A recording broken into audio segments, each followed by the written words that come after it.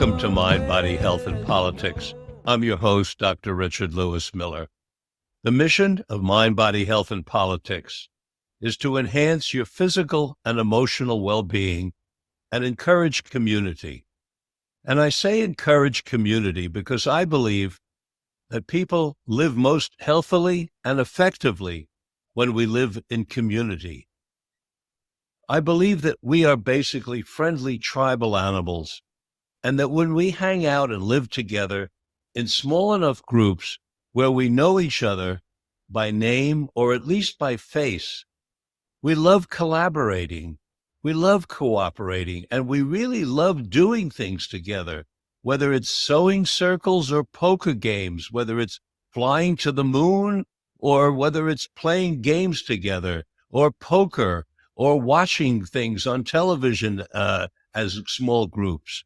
We're basically tribal animals, and we really are good to each other. However, we must always remember that there is a very small percentage of us who are extremely different. These folks are predators, and they would dominate the rest of us if they are allowed to. These are the folks, when we came out of the caves, who had the biggest club so they could dominate the rest of the people in the little caves around them. These are the people, as the caves became small towns and eventually became cities, who did everything they could to control those around them. These are the people who eventually, when these cities became countries, and now countries are becoming like the European Union and pulling together, there are people amongst these people who would rather have us be subjects than citizens. And they had their way. They had their way for over 1,700 years since the fall of the Roman Empire. When Julius Caesar crossed the Rubicon and he ended the experiment that they had with a republic and created an empire. That was the last time we had a democracy and a republic or an experiment with it until our glorious revolution, when we overthrew not just the King of England, but we overthrew the church, because remember, when countries established kings who had subjects, the kings made a deal with the church so that they ruled by divine right. That meant if you did something against the king, you also did something against the God and the church, and most often off went your head.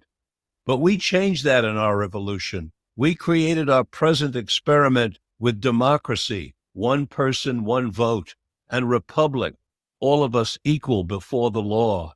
And that experiment is still going on. It's a fragile experiment. I believed growing up that I would live in a democracy and a republic forever, that it was set in stone. But I was wrong. It's not set in stone. It's something we must protect. So I implore you to stay politically aware and protect our democracy and protect our republic. Even though it may be difficult in these times to stay politically aware, because I am very deeply aware that 70% of us here in the United States are living paycheck to paycheck. We're dealing with food on the table and paying our rent and heating our homes. I'm aware of that. But even when doing that, we must stay politically aware if we're going to maintain our political system of democracy and republic and maintain ourselves as citizens and not subjects. In the words of one of my great heroes, Thomas Jefferson, eternal vigilance is the price of liberty. Today on Mind, Body, Health, and Politics, I have the privilege of being with my colleague and dear friend, Dr. Nick Cozzi. Dr. Nick Cozzi is with the University of Wisconsin Medical School, and he is also a co-founder of the Alexander Shulgin Research Institute, which is doing great work in researching new psychedelic molecules. Welcome to Mind, Body, Health, and Politics, Nick. Thank you very much, Richard. It's a pleasure to be here, and thank you for inviting me to be with you. Nick, in addition to friends and family, what's on your radar screen nowadays? What takes up your interest? Well, that's a broad question. The last week or so, I've been focused on morel mushrooms. Where I am in Wisconsin, it's morel season in early May, usually the second to third week in May. And they only come up for a brief period of time. And I was fortunate the other day, I was visiting a friend and started walking around his property with him and his wife. And I found about a dozen morels. I was just so thrilled. These are my favorite mushroom to eat as a compliment to a dinner, for example. And last year I found none, so I considered myself very, very fortunate. So that's what's been on my mind the last few days, anyways. Morel mushrooms. And give us an update. What's happening at the Alexander Shulgin Research Institute?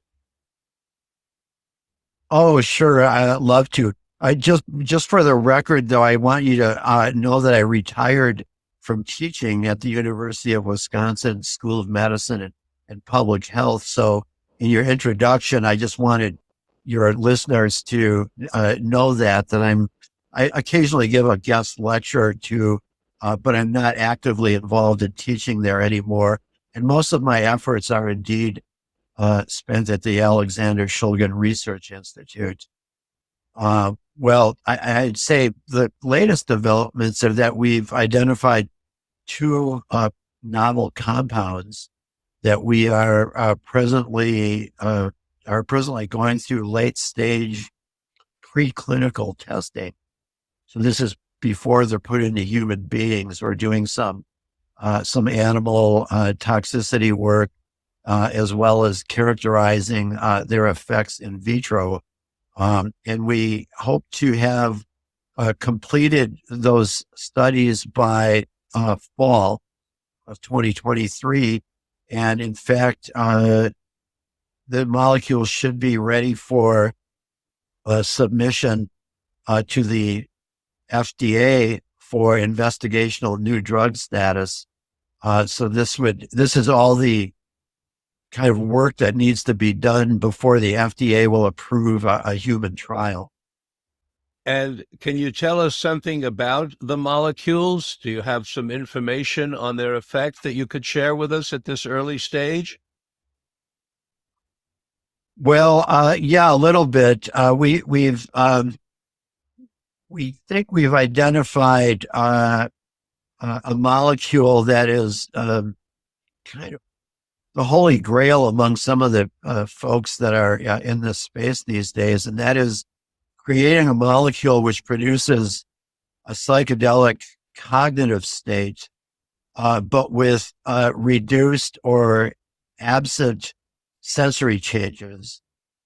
So in other words, the visual and auditory changes that are often seen with psychedelic substances such as LSD or DMT, psilocybin, seem to be absent in our lead candidate, but yet there is still the production of a cognitive state which can only be described as psychedelic. That is, ability to see patterns in things. I mean, and I don't mean patterns like visual patterns, but patterns in connectivity among different ideas, and so we think there might be some interest in this in the psychotherapeutic community, where we've heard some clinicians say that they, if we could create a molecule without the so-called distraction, if you will, of the visual changes, like, the floors melting and, the walls moving, that might be of benefit in a therapeutic setting, because the patient would be able to concentrate more on the cognitive and emotional aspects without being distracted by the sensory changes. Yes. Does that make, I don't know if that makes sense. Does that make sense? Well, it does make sense, because what we've had to do for psychotherapy is use low dose psychedelics in order to do what's called psycholytic therapy. We differentiate psycholytic from psychedelic. Psycholytic being low dose, where the therapist and the patient can converse with one another, and psychedelic, where the patient pretty much wears blindfolds and does an introspective journey and stays inside and does very little conversing with the other person. So it sounds like you're onto something that might be more what we might call conversational and allow for psychotherapy in the session. Yeah, I think that's accurate. Exactly. This allows for communication among individuals or between a therapist and patient. And there's no need for, eye shades or, headphones or anything like that. So we don't know yet. Again, we're very early in the process. At this point, these reports are anecdotal, but we hope to, see if they are of use in the clinic once we get past that FDA approval stage. Nick, Alexander Shulgin, whom you named your institute after, was famous for taking the molecules that he was experimenting with. Are you allowed to allow others to sample what you're experimenting with while you're experimenting, to do sort of informal, shall we say, human subjects, or are you not allowed to allow people to do that on their own? What are the rules and guidelines regarding that? Yeah, you raise a great point, and you're exactly right. So Sasha Shulgin self-experimented, and there was a tradition of this actually in pharmacology and in medicine, and there are numerous examples in the literature of people who experimented on themselves to achieve a breakthrough.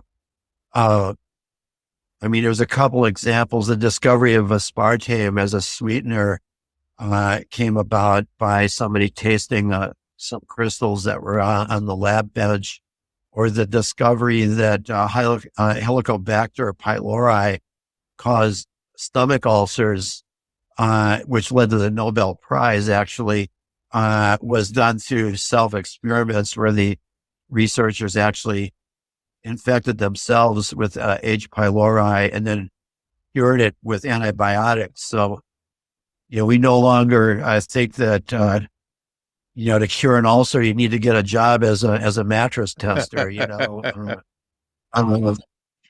get rid of the stress. But we know that so there are numerous examples that have led to changes in therapy. But so to your specific question, it's not, I don't think, a matter of being allowed to. There's no law that says, you can't self-experiment. And the substances that we're working with are not controlled substances. They're brand new forms of matter that we're creating in the laboratory. So there's no, precedent for these molecules.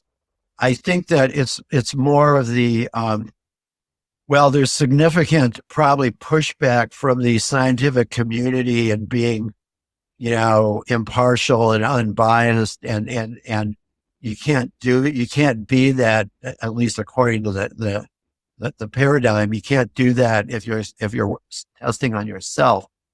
Now, I will say that at least in Germany, because it's and I don't know about the rest of Europe, but one of our colleagues, and Dr. Torsten Passy in Germany has informed me that it's possible to test novel substances in human beings as part of a research plan without necessarily having an investigational new drug application or that kind of thing. It can be done. It can be done in a in a therapist or a researcher's clinic.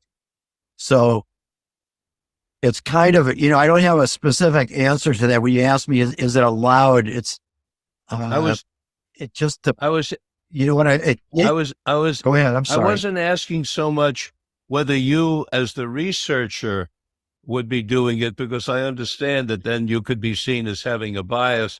I was wondering whether, like, could people volunteer themselves as informal subjects, just to give you some sense of early on of what this particular molecule does to people, because otherwise you're sort of going ahead based on what kind of information.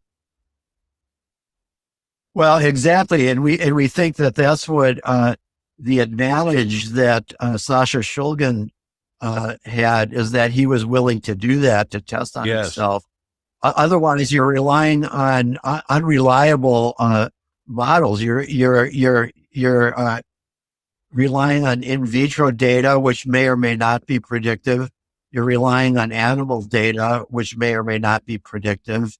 I mean, we know, and not even in the field of psychedelics, but just in drug development in general, something like 90% of all potential drugs fail to ever be available, because they fail when they're brought into humans. They fail for some lack of efficacy, or earlier, maybe even earlier in the process. But in other words, what I'm trying to say is that if the in vitro and the animal models were reliable, there'd be no need for human testing. You could just do this all in vitro and then approve a drug. But ultimately, the final arbiter, if you will, is the human response. Yeah. Nick, you see my cat has joined us. Okay, great. I'd love to see the cat. I'd like to switch topics now. Sure. We're going through what's being called a psychedelic renaissance. In effect, what that means is the government is allowing more research, more and more people are coming into the field, and we've got a plethora of people who are serving as guides, who are leading people on psychedelic journeys, both around the United States and around the world. We're all aware of that. At the same time, while this enthusiasm is going on, one topic that really is not getting a lot of attention, which I am now focusing on, are unwanted complications of these medicines. And part of the reason I'm focusing on them is I want to get ahead of the criticisms that are liable to be coming at us when there are adverse effects or unwanted complications that are made known. And also, the pharmaceutical companies, which we refer to as big pharma, are famous for sanitizing their negative effects or even hiding them. And we know that. And that's very frightening to the public, because when the pharmaceuticals companies do that, of course, it leaves the public to be subjects in a great experiment with these medicines that hit the stands. And so I think it's incumbent upon us in the psychedelic science community to do just the opposite of big pharma, and to make ourselves completely transparent and talk about all the unwanted complications, and then also make proposals for what kind of activity should go on in order to deal with the unwanted complications. So with that introduction, you've been a psychopharmacologist for decades. What can you tell us about unwanted complications of each of the various psychedelic medicines? Yeah, a great topic. And as you say, understudied perhaps, especially in the current climate. As you say, there's lots of enthusiasm for the benefits of psychedelic compounds, but perhaps a little bit more attention should be paid on their to their adverse effects.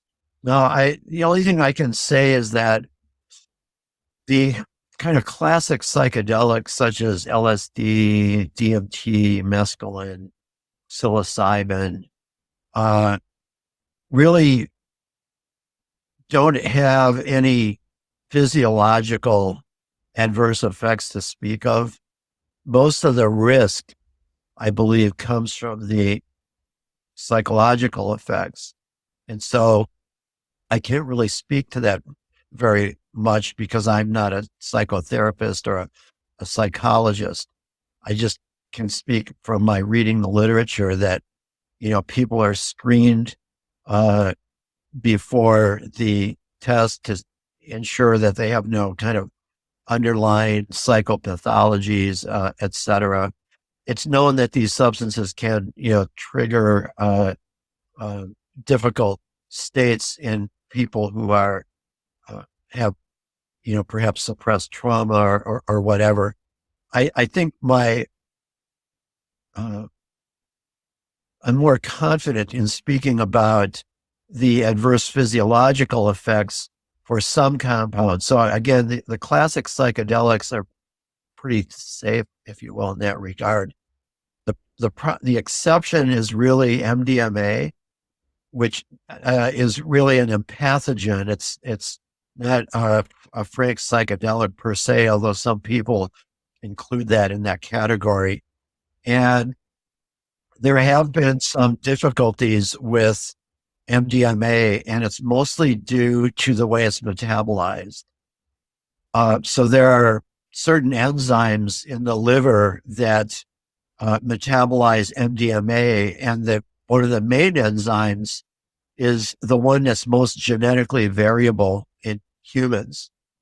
And so there are people, a significant percentage of the population, perhaps even up to 20%, who carry a variant in one of the main enzymes who won't metabolize MDMA as rapidly as another person. And it's possible that one could reach dangerous levels in the body from even just what would be considered a standard dose of MDMA.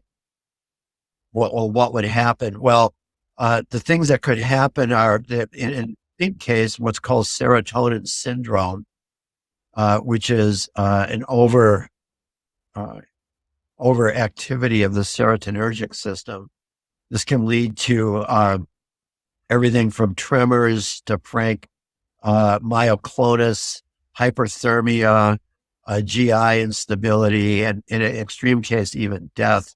There are a couple of examples in the literature where people who had a deficiency in this enzyme died from taking, which might be somewhat of a high dose, but not, like maybe 180 milligrams of MDMA. I don't remember the exact number, but it was a high dose, but it wasn't, it was within the range of what people might take, recreationally. So I just would point that out with MDMA. And another feature of MDMA is it tends to activate the sympathetic nervous system. So it's what would be called a sympathomimetic drug. It essentially can activate in a way, the fight or flight response. So increased heart rate, increased blood pressure. It can produce elevated temperature, hyperthermia. This can be dangerous. And so, and it's not specific to MDMA. Other drugs in the category, such as MDA, methadone, or even amphetamines, can produce this sympathomimetic effect. And so there's reason to have caution there. Persons who have like uncontrolled high blood pressure, who have cardiac arrhythmias, these persons should probably avoid, or if they're going to be using MDMA in a therapeutic setting, their clinician should be aware of these potential adverse effects and at least monitor them at a minimum. Are there medicines that a person, I mean, you're talking about, take a break, you're talking about possibly 20% of the population could have some form of unwanted complication from MDMA, that's a very high number. And when you're talking about cardiovascular effects, I mean, the increase in blood pressure and the increase in heart rate are pretty well documented. I think arrhythmia is also being talked about in the literature. Are there medicines that a person can take if they get an arrhythmia by taking MDMA, or should they be taking much lower doses? Would a lower dose decrease the possibility of an arrhythmia? Yeah, there are so I can be a little bit more specific.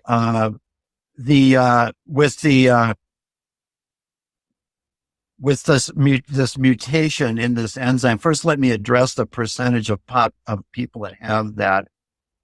It depends on their ethnicity. So I can state that people with Asian ethnicity, up to perhaps 3% of those will be poor metabolizers of MDMA. African Americans, on the other hand, it could be up to 35%. So perhaps 1 in 3 black Africans or black Americans can have this variant. And in Caucasians, it's about 2%. So you have a range. I use 20% as kind of an average across the population, but it does depend on ethnicity. And I would say that the treatments, so that in the extreme case is going to be this thing I mentioned, serotonin syndrome. And there are certain treatments for that. So generally, what the kind of treatment is to maintain the person's body temperature in a kind of normal range. And so cooling blankets are used, or sometimes a cooling mist for a person who's hyperthermic. And then there are drugs. The one that is commonly used or kind of the go-to is called cyproheptadine. This is a drug that essentially is kind of a broad spectrum serotonin receptor blocker. So it will reduce the effects of the excess serotonin stimulation at the various receptors.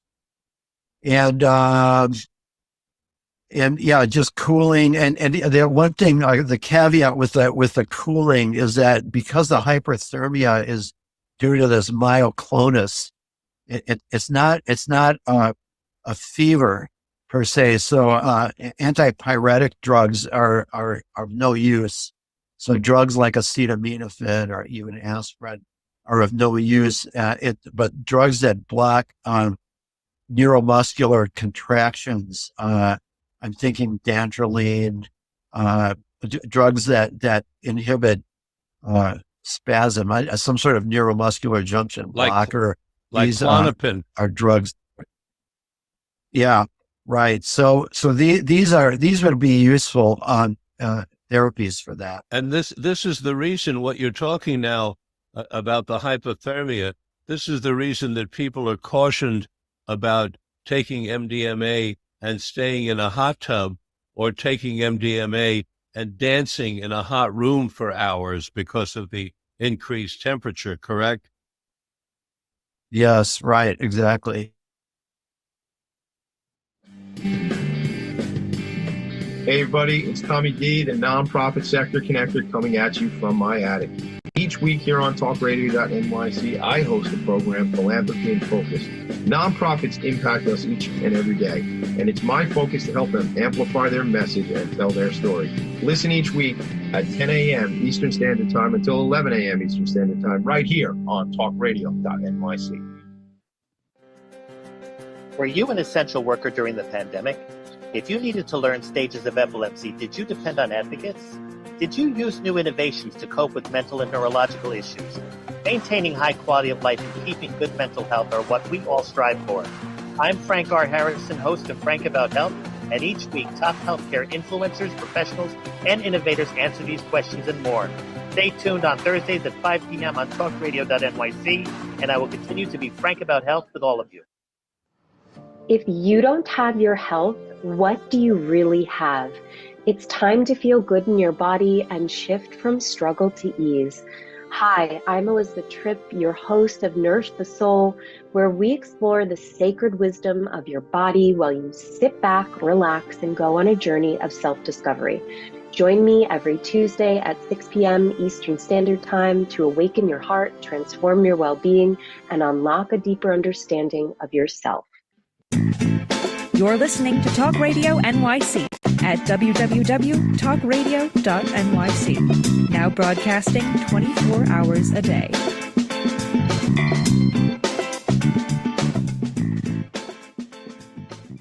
Well, that's good to know. It's also good to know that there is an ethnicity differential and that the 2% relates to Caucasians and that people of color, of African descent, particularly have a 1 in 3 chance of having this kind of difficulty. That's important for them to know, and it's important for therapists to know as well. Yeah. I would just also add here, Dr. Miller, there's also a role for, so typically in the serotonin syndrome, people have become very agitated as well. So there is a role for benzodiazepines. So drugs such as, Valium or, Xanax, those type of things can help control agitation.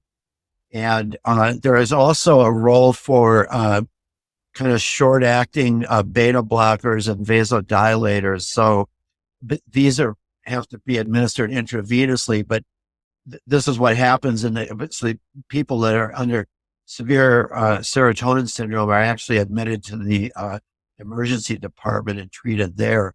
But things like sodium nitroprusside, which is a vasodilator, this will control the hypertension. And then there's a beta blocker, esmolol, that's also used to control the tachycardia that can be seen. So I just wanted to add those other ones. It's not just the neuromuscular junction blocker or the cyproheptadine. There's a role for about 3 or 4 different. Yes, and drugs. George Greer yesterday mentioned to me atenolol in dropping the blood pressure, and he told me something very interesting that I want to share with you, Nick.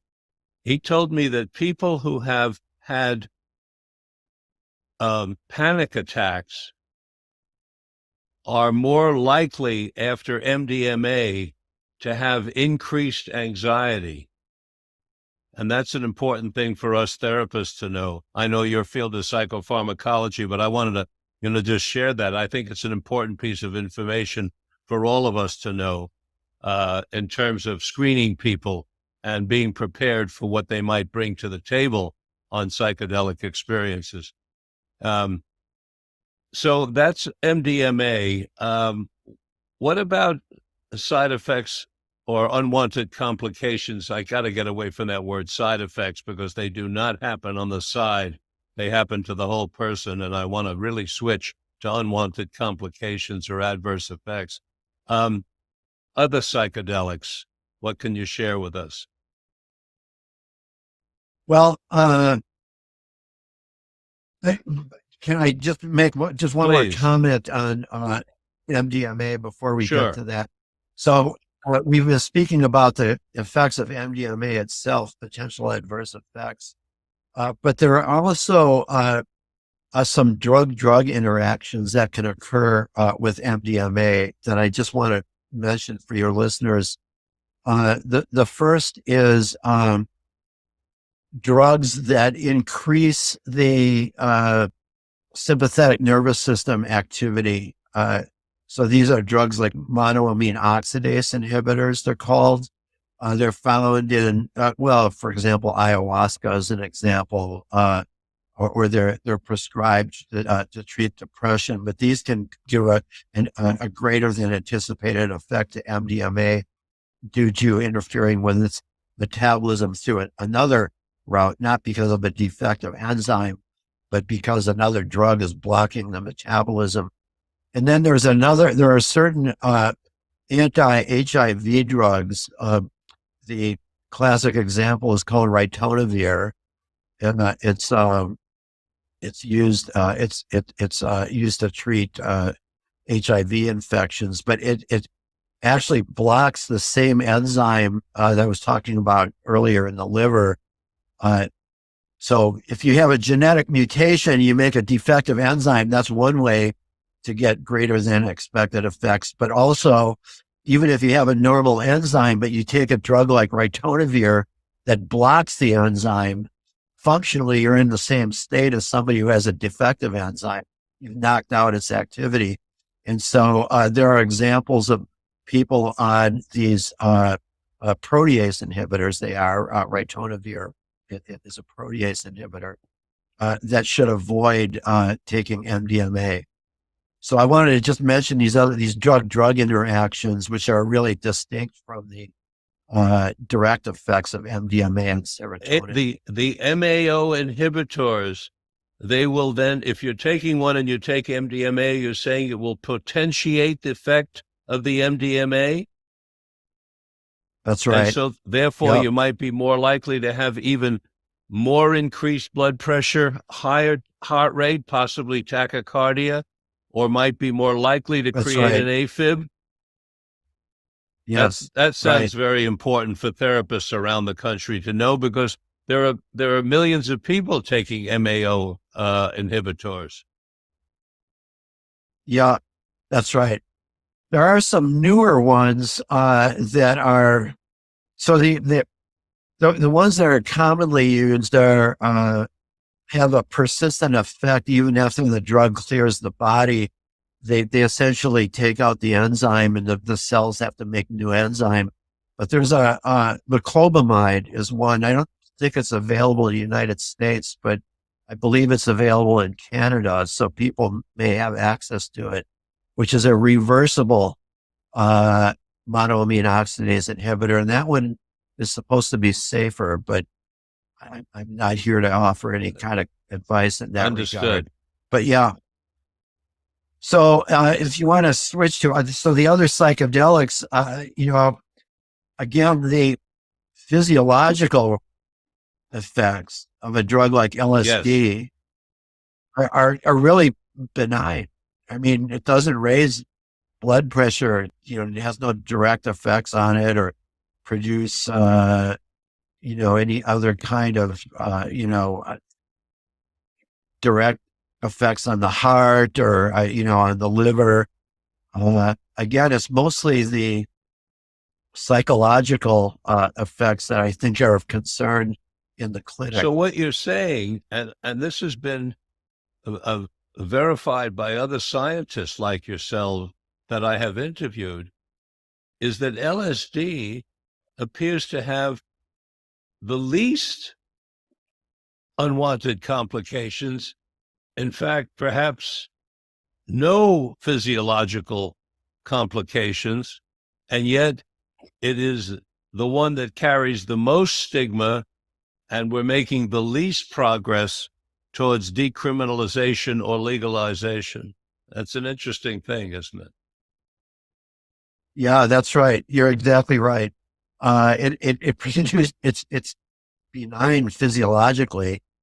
I think the only reliable, and even that is not 100%, but I should say common effect is like dilates the pupils.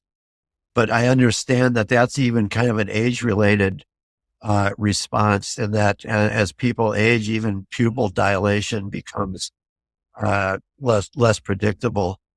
But yeah, and then you take a compound such as DMT, which is made within our bodies and is found, in hundreds of plants and even animals around the world. Its effects, when taken by intention in the form of, vaporizing DMT or even an ayahuasca, are fairly short-lived. In the form of an ayahuasca, the experience might be 3 to perhaps 5 hours, but really no physiological effects to speak of. It's all psychological. I'm talking about from the DMT itself. Now, again, keep in mind that ayahuasca, one of the necessary components that makes it orally active, in fact, are MAO inhibitors, which they contain. So just a note of caution there. But pure DMT, if it's vaporized, is pretty much done within 30 to 45 minutes at the most.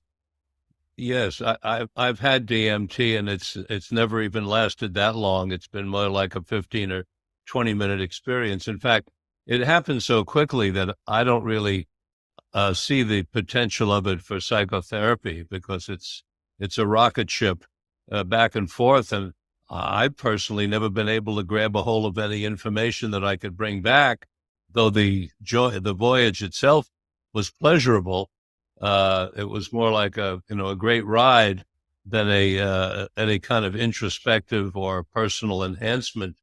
But I may be missing out on just one subject, because I know that it's gained favor in some areas of the subculture. Anything more you want to? Well, please. Yeah, I'm just going to, and not only that, but also there are some studies that, Dr.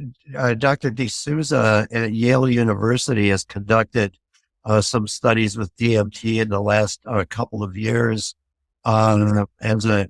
which is potentially useful in treating treatment-resistant depression, but that remains to be further explored. But there is some interest even in the non-medical field. I mean, with non-medical use of DMT, but I'm saying in the medical field, there's also a renewed interest. But you raise an interesting thought I had. Now, I'm not sure if anybody's doing this, but so if you're not using it in the form of ayahuasca, it has to be either vaporized or administered by infusion or injection somehow, a parenteral way, so intravenously or IM. And I'm wondering if anybody has done any studies on like a continuous infusion of DMT to kind of prolong that space where you mentioned that is so brief, it's hard to bring anything back. And I'm wondering if it would be possible to prolong that for, at this 60 minutes or 90 minutes or something by a continuous infusion. Are you aware of any? I'm not. And that would be an interesting experiment, because in those journeys that I've taken, I've been able to see things and I've been able to hear things. And I wish that I had a little more time to delve into them, but they were so transitory, I really couldn't grab on and take hold. And, of course, that's my interest in doing that inner work, particularly as a clinical psychologist. I want to see what's going on in there. Let's switch over to, you've mentioned ayahuasca several times. Talk to us more about any physiological complications of ayahuasca for us to be aware of. Well, as I mentioned, it does contain some MAO inhibitors. These are found, the typical composition is an extract or a tea made from two plants, a vine called Banisteriopsis capi, which contains certain alkaloids that are indeed monoamine oxidase inhibitors. These are the harmala alkaloids, harmine, harmalol, tetrahydroharmine. There's several of them. And the other component is typically Psychotria viridis, which contains the DMT component. So these two plants are brewed together into a tea, which then, the water then extracts these harmala alkaloids in the DMT, and that's imbibed. And it's by virtue of the harmala alkaloids that the DMT is rendered orally active. And so some studies that were done by Dr. Jordi Riba in Spain about, I don't know, it might be about 5-6 years ago, where they administered, they took ayahuasca, this tea, and then they created a freeze-dried form of it. So they removed all the water essentially, and were able to give fixed known doses of the freeze-dried ayahuasca, if you like, to volunteers. And they were also able to accurately measure the components, the harmful alkaloids, the DMT. And they gave these, I guess they encapsulated it to these volunteers, and then took fluid samples, blood and urine samples over time. And even though the experience itself is over within, like I say, a maximum of perhaps 5 hours, more like 3 to 4 hours, they were able to detect the harmful alkaloids, the MAO inhibitors, out to 24 hours after ingestion. So there's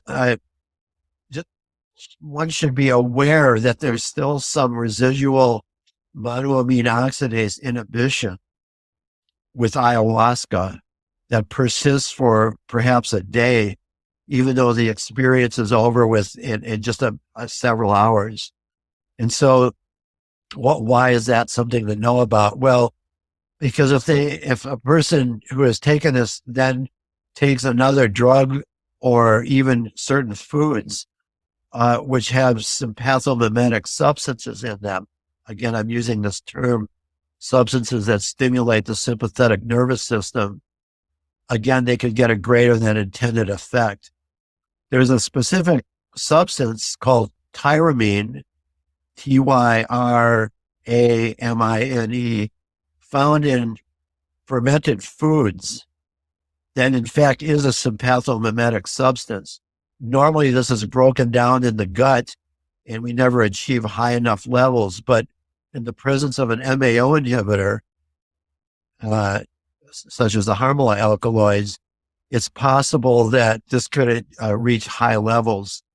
It's found in certain foods such as aged foods, fermented foods, things like soy sauce, pepperoni, smoked fish, pickled herring, just a variety of foods. And for people who want to learn more about this, I would suggest an internet search for this. And there's, a list of, probably 30, 40 different foods that contain the substance. But so that's something that's just on the radar, at least with use of ayahuasca. Well, let's be clear here, Nick.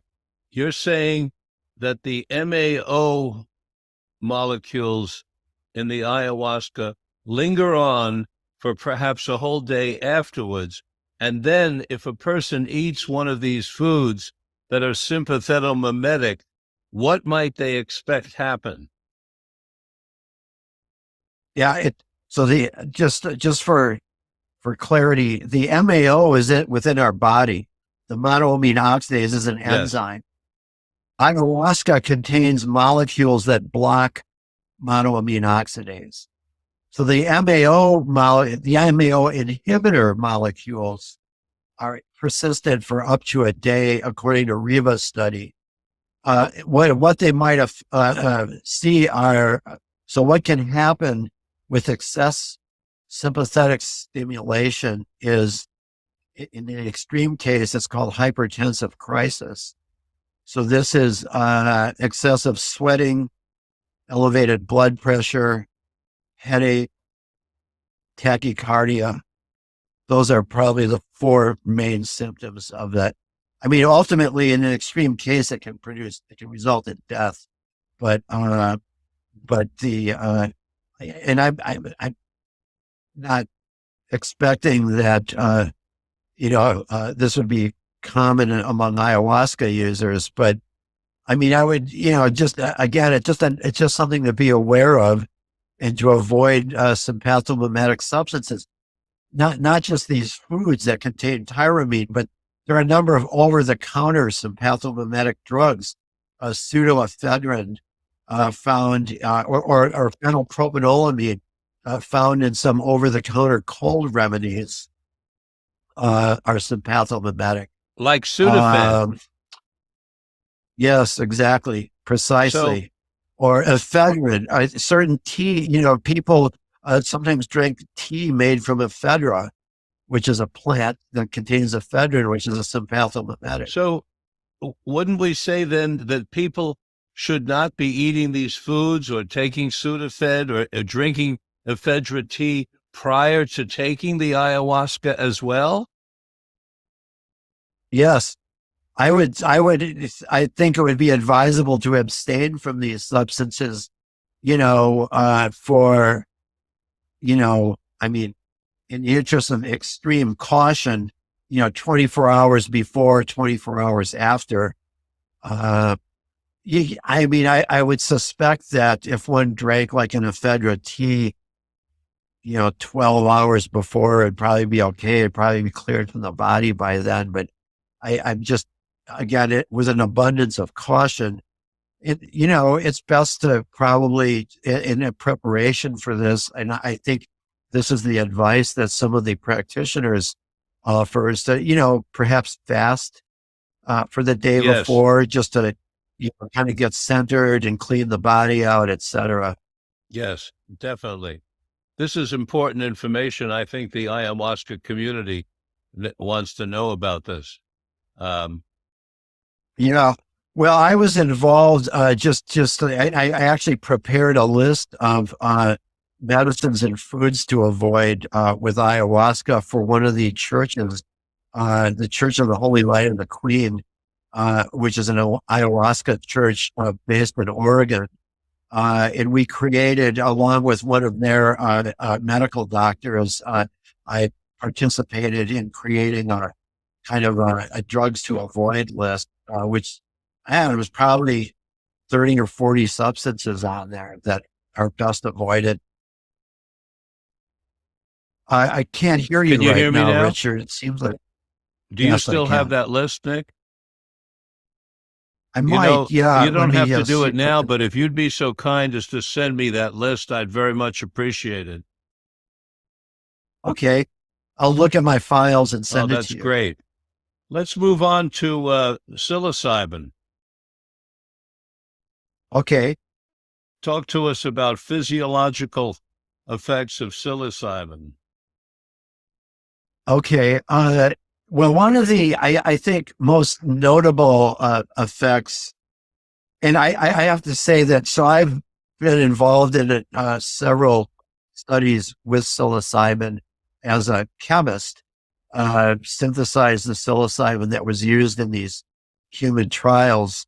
But I can tell you that in the trials that we've published, there have been no serious adverse effects with psilocybin. However, occasionally, and this is kind of paradoxical, people report sometimes getting a headache from it, either during the session or the next day.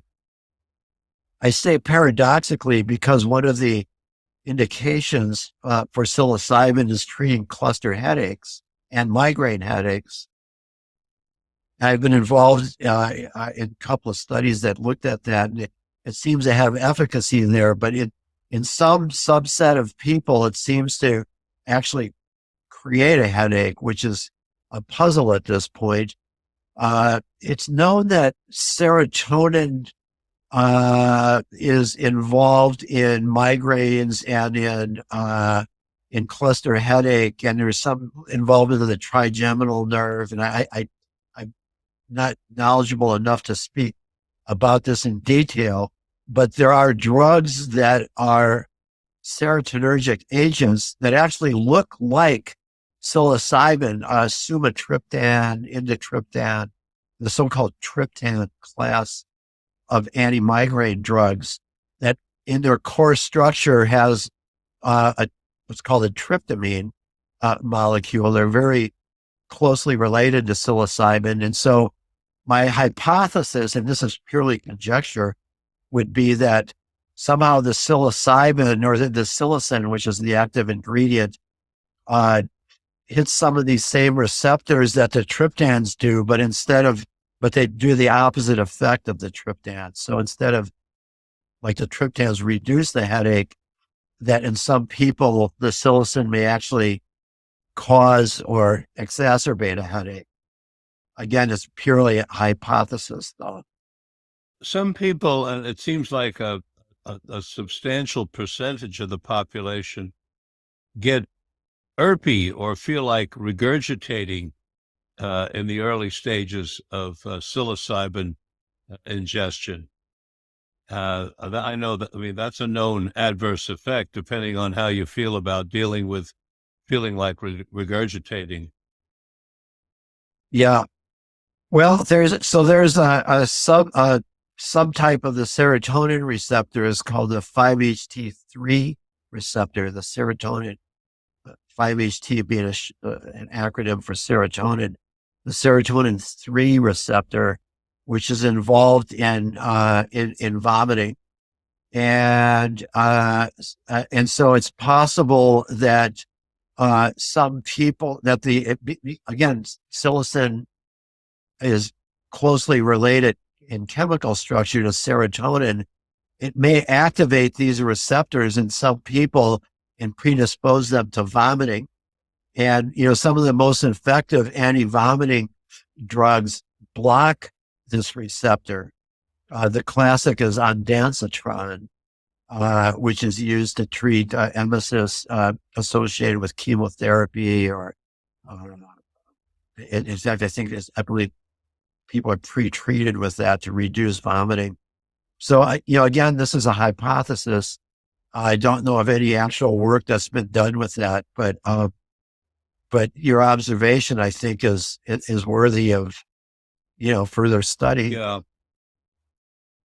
I've noticed that some guides are soaking their psilocybin mushrooms in lemon juice for 3 to 5 minutes and claiming that that's reducing this irpy or feeling like regurgitation in the early stages. Have you heard about that method? No, I have not. What they're saying is they believe that the lemon juice sort of pre-metabolizes the psilocybin and moves it towards psilocin. And so it sort of skips that step for the body to make by making the step in the lemon juice prior to the ingestion. And anyway, that's the claim. I don't know anything about it scientifically, but I get it through the TomTom system. Yeah. Well, I just another thing that might be just to throw out there is, the intact mushroom. And I'm assuming that some of these practitioners are just using mushrooms because psilocybin is not a prescribable drug at present. It's only used in, it's in FDA trials, but it's not widely available. But to be aware that the mushroom itself contains other alkaloids related to psilocybin, but chemically a little bit different from them. And I'm wondering whether some of this GI response that you're speaking about might be related to one of these other compounds. To my knowledge, with using pure psilocybin in these clinical trials, I haven't heard of anything where people were, vomiting from it. But I have to look at the reported responses. It's possible that there's some nausea and vomiting in some people. Okay. Well, Dr. Cozzi, we've talked about LSD seeming to have the fewest, if any, unwanted complications. We've talked about ayahuasca. We've talked about psilocybin. These are the 3 main psychedelics that I believe are being used. I know that people are experimenting with the frog 5-MeO-DMT a bit, and with other psychedelics. But I think ayahuasca, LSD, and psilocybin are the three dominant players right now. Before we end the interview, let's talk a bit about combinations of these psychedelics. For example, I know that some therapists are using MDMA with psilocybin, and some therapists are using MDMA with LSD. I have not heard about people using ayahuasca in combination with anything else. But is there anything that you could share with us about combining these that might be important for us to know about? I would just be speculating. I don't really have anything to offer in that regard. Well, thanks for your honesty. I appreciate that. Maybe that's something we can talk about in the future as we gain more knowledge, because I do think there is a movement on to use MDMA with psilocybin. The idea being that and with LSD, that the MDMA is more of, as you say, an empathogen. It opens up the heart, it decreases defenses. And the LSD, for example, is more cognitive. So when you put the two together, you sort of have a integration of the heart and the head, which is a book that Thomas Jefferson wrote, by the way, Conversations Between the Heart and the Head. I'm going to take a short break now and talk about the program. And while I'm doing so, I'd like you to be thinking about anything you forgot or anything you want to add for our listeners to know about, please. Okay. So You're welcome. And thank you all for being part of this program today and being part of the community that we're building of people who are wanting to advance psychedelic science, both for psychotherapeutic reasons, but let's also remember for creativity, for inventions, because the potential is there for both psychotherapy and for creativity. So thank you for being part of this community. Please go to our website, mindbodyhealthpolitics.org. All of the programs are archived and we're open source, which means you don't have to pay anything to listen to these wonderful programs by the foremost scientists in the world on both psychedelics and many other topics. I'm particularly entranced with the interview that I did with Sylvia Earle, who's the world's foremost oceanographer, and Obi Kaufman, who's our world's foremost naturalist. By the way, his books are phenomenal. If you haven't, check out Obi Kaufman, on the web. So thanks for listening. Go to the website.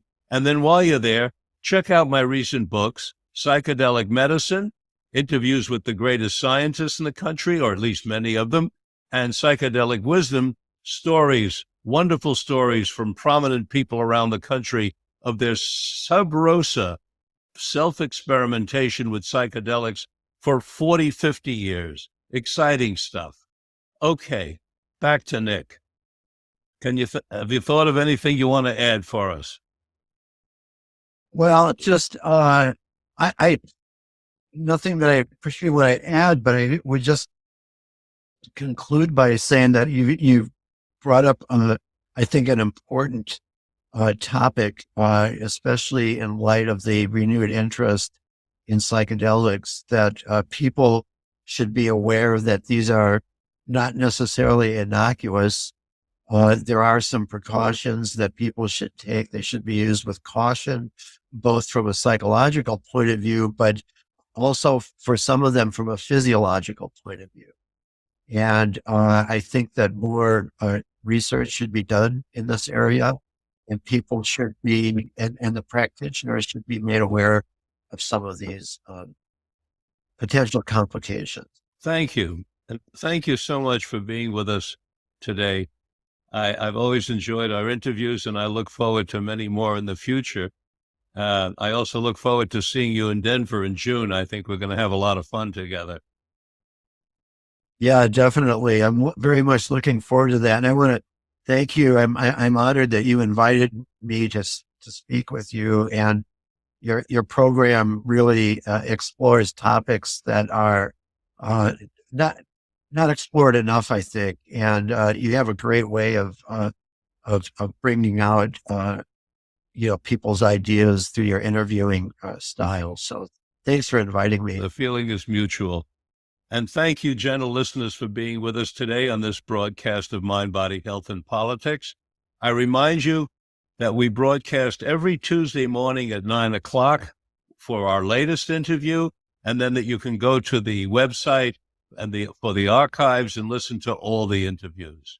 Until next time, this is Dr. Richard Lewis Miller reminding you that good health is worth fighting for, and it's essential for life, liberty, and the pursuit of happiness.